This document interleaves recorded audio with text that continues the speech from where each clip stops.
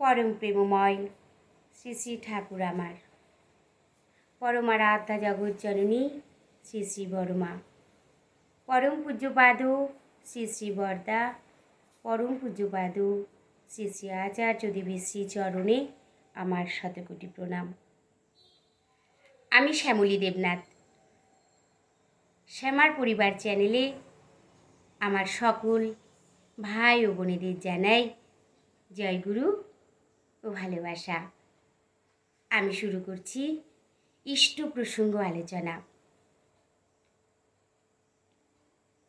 বৈশাখ মাস, সংক্রান্তির দিন ঠাকুর পদ্মার তীরে টিনের ঘরে বসে আছেন। হঠাৎ এক দাদা ছুটে তার কাছে এলেন। তাকে দেখে মনে হয় তার মনটা যেন বেদনায় ভারাক্রান্ত হয়ে আছে। সংসারের জ্বালায় তিনি আর সহ্য করতে পারছেন না। সংসারের জ্বালায় তিনি ক্ষিপ্ত হয়ে গেছেন। তিনি এসেই ঠাকুরের পা ধরে হাউমাউ করে কাঁদতে লাগলেন আর বলতে লাগলেন, ঠাকুর, আমি আর পারছি না, আমি আর সহ্য করতে পারছি না। সংসারের জ্বালা অশান্তি আমি আর সহ্য করতে পারছি না। আমার কথা কেউ শোনে না, সকলেই আমাকে অগ্রাহ্য করে। আমি ঠিকমতো কাজকর্ম করতে পারছি না ঠাকুর, আমি আর সহ্য করতে পারছি না। বারবার এসে আপনাকে বিরক্ত করতেও আমার ভালো লাগে না, কিন্তু আমি কাকে বলবো, কে শুনবে আমার কথা? আপনি বলে দিন ঠাকুর, আমি কি করব?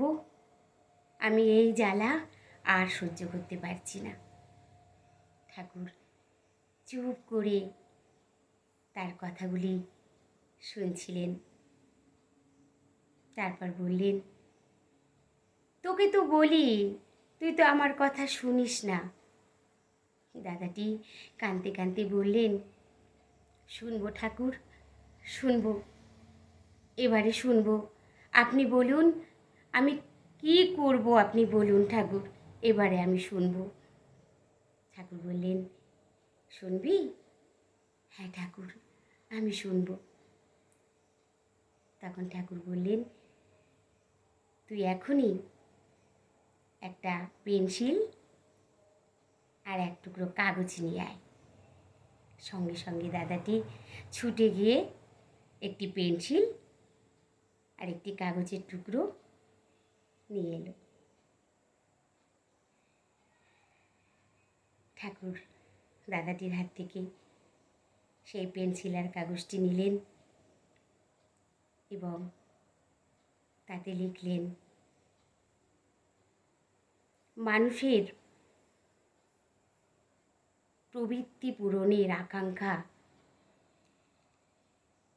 ইষ্টের টানের চাইতে বেশি, তাই অদিষ্ট বা সঞ্চিত কর্মফলের বিরুদ্ধে কৃতকার্য হওয়া যায় না। লিখে ঠাকুর তাকে সেই কাগজটি দিলেন। তারপর বললেন, ঠাকুর,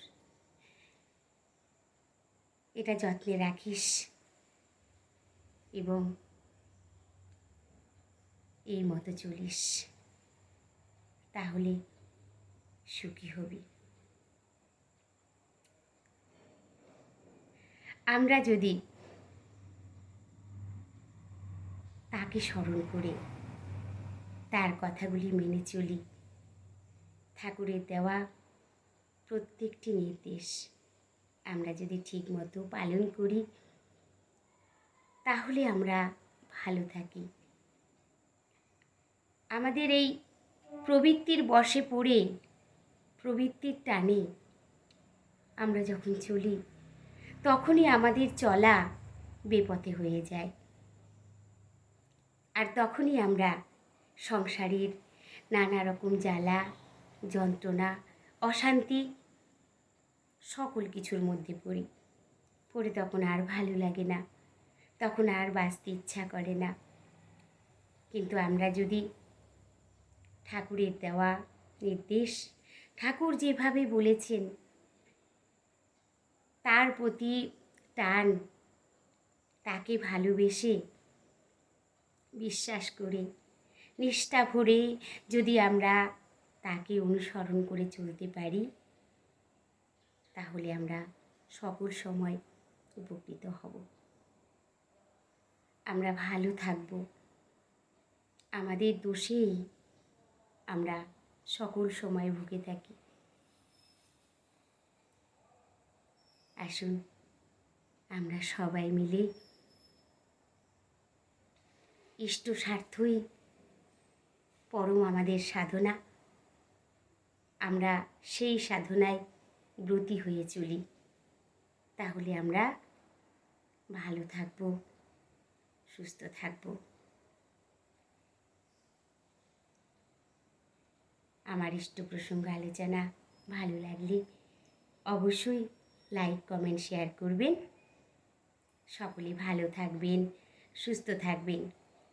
পরম দয়ালের শ্রী রাতুল রাঙা চরণে আমি সকলের জন্য মঙ্গল প্রার্থনা করি। জয় গুরু।